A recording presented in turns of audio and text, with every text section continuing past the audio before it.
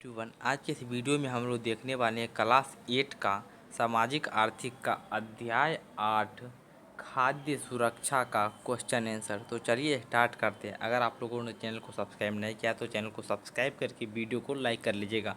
तो चलिए फटाफट से हम लोग आगे बढ़ते हैं। अगर आपने इससे पहले वाला वीडियो नहीं देखा है तो लिंक डिस्क्रिप्शन बॉक्स में या फिर आपको चैनल के प्लेलिस्ट सेक्शन में जाके आप लोग देख सकते हैं। तो चलिए इस अध्याय का क्वेश्चन आंसर देखते हैं। अगर आप लोग जवाहर नवोदय विद्यालय या फिर प्रतिभा खोज का फॉर्म भरना चाहते हैं तो आप लोग कमेंट कीजिएगा, उससे क्या लाभ होता है, क्या क्या आपको प्राप्त होंगे, सारा कुछ मैं बता दूंगा। ठीक है, तो चलिए हम लोग इस अध्याय का क्वेश्चन आंसर देखते हैं। देखिए आपका क्वेश्चन नंबर ये क्या कह रहा है। क्वेश्चन नंबर 1 कह रहा है ऐसे कौन से लोग हैं जो खाद्य सुरक्षा से सर्वाधिक लाभान्वित हो सकते हैं। तो देखिए उनमें आप लिखिएगा जिनके पास रोजगार नहीं है और ना ही कोई राशन कार्ड है, खेतिहर मजदूर और अनियमित मजदूरी पाने वाले श्रमिक के साथ भी यही स्थिति है, वे भी खाद्य सुरक्षा से सर्वाधिक ग्रस्त हैं। तो देखिए इनको लाभ कैसे होगा। ठीक है, क्या क्या लाभान्वित होते हैं खाद्य सुरक्षा से। तो ये जो मजदूर हैं, ठीक है, जिनको काम नहीं मिलता है और राशन कार्ड भी नहीं, तो मतलब कि उनके पास पैसा की समस्या, मतलब वो कम खाना को सुरक्षित कर पाते हैं, जुटा पाते, कम ही खाना खरीद पाते हैं। तो उसमें अगर कोई ख़राब हो जाएगा तो दिक्कत हो जाएगी। इसलिए खाद्य सुरक्षा जब होगा तो वो कम खाना जितना भी रहेगा वो सही रहेगा, ठीक है, सुरक्षित रहेगा, साफ रहेगा, तो इन्हें समस्याएं नहीं होगी। तो आप लोग समझ चुके होंगे, लिख दीजिएगा अपने भाषा में। अब देखिए अगला क्वेश्चन आपका है क्वेश्चन नंबर 2। क्वेश्चन नंबर 2 क्या कह रहा है, राशन की दुकान होना क्यों ज़रूरी है, समझाएं।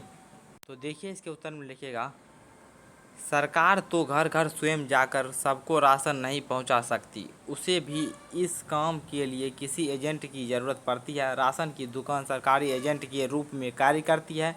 जन जन तक राशन की पहुंच होने के लिए राशन की दुकान होना ज़रूरी है, राशन की दुकान होना आवश्यक है। कुछ भी लिख सकते हैं, तो आप लोग ये लिख लीजिएगा, ठीक है।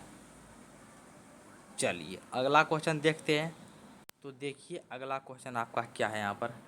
क्वेश्चन नंबर 3 है आपका, लोगों को सर्वाधिक वितरण प्रणाली द्वारा खाद्य उपलब्ध कराने की अतिरिक्त खाद्य सुरक्षा के लिए क्या क्या उपाय किए जा सकते हैं, शिक्षक के साथ चर्चा कीजिए। तो देखिए खाद्य सुरक्षा उपलब्ध कराने के लिए सरकार तमाम लोग को विशेषकर बेरोजगार को लक्षित कर उन्हें उचित रोजगार दिलाकर उन्हें खाद्य सुरक्षा प्रदान कर सकती है। साथ ही बाजार पर नियंत्रण कर खाद्य वस्तुएं उचित दर पर आम लोगों को उपलब्ध कराने से भी यह कम हो सकता है। आम लोग मतलब क्या होता है, मतलब साधारण लोग, आप समझिए। ठीक है, तो चलिए हम लोग आगे बढ़ते हैं। आप लोग स्क्रीनशॉट ले सकते हैं, सारा क्वेश्चन आपको समझना है, याद नहीं करना है, ठीक है। अब आपका यहाँ पर क्वेश्चन नंबर 4 है, ठीक है। क्वेश्चन नंबर 4 देखिए आप लोग क्या कह रहा है, खाद्य सुरक्षा से आप क्या समझते हैं, यह सभी लोग के लिए क्यों ज़रूरी है। तो इसका उत्तर देखिए, उत्तर में लिखिएगा आप लोग को अपना जीवन यापन करने के लिए ज़रूरी राशन मिले, इतनी क्रय शक्ति उनकी हाँ कि वे अपने परिवार के लिए राशन खरीद सके बाजार से या राशन दुकान से। इसी को खाद्य सुरक्षा कहते हैं। यह सभी लोग के लिए बेहद ज़रूरी है। बिना खाद्य पदार्थ के वे जी कैसे पाएंगे और कम कम खाद्य पदार्थ मिलने से वे कुपोषित का शिकार हो जाएंगे। अगला क्वेश्चन, तो ये 4 नंबर आपका हो गया। अब आपका आता है 5 नंबर। 5 नंबर क्या कह रहा है, क्वेश्चन नंबर 5, कुपोषण क्या है, कुपोषण से लोग पर किस किस तरह के असर पड़ते हैं। तो चलिए इसका उत्तर हम लोग देखते हैं। तो देखिए शरीर को पूरी खुराक ना मिल पाना ही कुपोषण है। जब हमारे शरीर को उचित मात्रा में प्रोटीन नहीं मिल पाता है, विटामिन जो होते हैं सारे कुछ नहीं मिल पाते हैं, कार्बोहाइड्रेट, विटामिन, प्रोटीन, तो उससे हम लोग कुपोषण कहते हैं।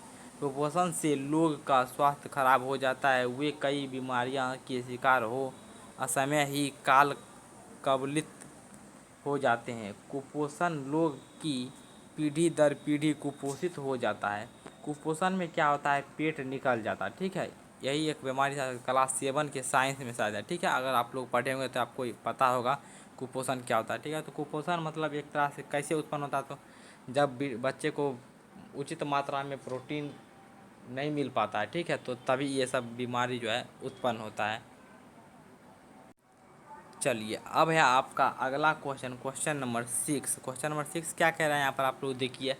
आपके क्षेत्र में सरकार द्वारा लोगों के रोजगार देने के लिए कौन कौन सी योजनाएं चलाई जा रही हैं? आपके विचार में इनमें से किस योजना का लाभ लोगों को सबसे अधिक हो रहा है और क्यों? तो देखिए यहाँ पर आप लोग लिख सकते हैं, महात्मा गांधी राष्ट्रीय ग्रामीण रोजगार गारंटी योजना के तहत हमारे क्षेत्र में कई गरीब लोग को रोजगार मिल रहे हैं। ठीक है, तो ये आप लिख सकते हैं यहाँ पर। और आपके गांव में जो अलग चल रहा तो होगा तो उसे भी आप लोग लिख सकते हैं। मनरेगा और जो होता है सारा कुछ आप लिख सकते हैं। यहाँ पर पूछ रहा था इसमें से किस योजना से लोग को सबसे अधिक लाभ होता है और क्यों। तो आप जितने भी योजना आपके गाँव में चल रहा है उसमें से सबसे अधिक लाभ किस में होता है और क्यों होता है, तो मतलब जिसमें सबसे अधिक लाभ होगा। मान लीजिए महात्मा गांधी वाला जो आप अभी देखिए, महात्मा गांधी की जो रोजगार योजना था उसमें किस लिखिएगा, मान लीजिए उसी में ज़्यादा होता है तो आप लिखिएगा इसी में सबसे ज़्यादा लाभ होता है। क्यों होता है तो कहिएगा इसमें लोगों को समय से पैसा मिल जाता है, समय से सारा कुछ काम हो जाता है, तो इसलिए इसमें लाभ होता है अधिक। चलिए अगला क्वेश्चन है आपका 7 नंबर। भारत में अनाज की मात्रा पर्याप्त होने के बावजूद भी कई लोग को भरपेट भोजन क्यों नहीं मिल पाता, अपने शब्दों में समझाइए। तो देखिए इसका उत्तर, भारत में अनाज की मात्रा में कोई कमी नहीं है, पर सरकारी गोदाम में लाखों टन अनाज सड़ते रहते हैं। राशन दुकान वालों तक अच्छा अनाज पहुंचते भी हैं तो अच्छा अनाज वे बेच खाते हैं और लोग को ख़राब अनाज खरीद कर देते हैं। ठीक है, ये सब होता ही है। ठीक है, इस खेल में उनकी जेब गर्म होती है। खुले बाजार में भी काफ़ी राशन रहती है, फिर भी बड़े व्यापारी कालाबाजारी करने के लिए काफ़ी खाद्य सामग्री छुपाकर संग्रहित किए रहते हैं। इसी कारण भारत में अनाज की मात्रा पर्याप्त होने के बावजूद कई लोग जो हैं वो भरपेट खाना नहीं खा पाते हैं। ठीक है, अब है यहाँ पर आपका अगला question, question number 8। Question number 8 आपका कह रहा है सार्वजनिक वितरण प्रणाली क्या है, एक उदाहरण देकर समझाइए। सार्वजनिक वितरण प्रणाली को समझते हैं। तो देखिए ये सरकार द्वारा राशन दुकान के माध्यम से लोग तक सस्ते दर पर अनाज उपलब्ध कराना सार्वजनिक वितरण प्रणाली है। इसका एक उदाहरण दे सकते हैं कि किसी भी गांव में जो राशन का दुकान होता है वहाँ से सभी लोग को मिलता है राशन। तो यह उदाहरण आप लोग लिख सकते हैं या फिर किताब पढ़ के एक उदाहरण लिख लीजिएगा। चलिए अब देखिए आपका लास्ट क्वेश्चन है, क्वेश्चन नंबर 9। भारत में अपनाई जाने वाली सार्वजनिक वितरण प्रणाली में किस प्रकार की समस्याएं हैं, आपके विचार में इन्हें हल करने के लिए क्या करना चाहिए। यहाँ पर क्वेश्चन कट रहा है तो आप किताब देख लीजिएगा। तो चलिए हम इसका उत्तर देखते हैं। तो इसका उत्तर देखिए आप लोग, भारत में अपनाई जाने वाली सार्वजनिक वितरण प्रणाली की 7 बड़ी समस्याएं हैं। सरकार द्वारा सरकारी गोदाम से राशन दुकान तक अनाज समय पर पहुंचाने की व्यवस्था होनी चाहिए।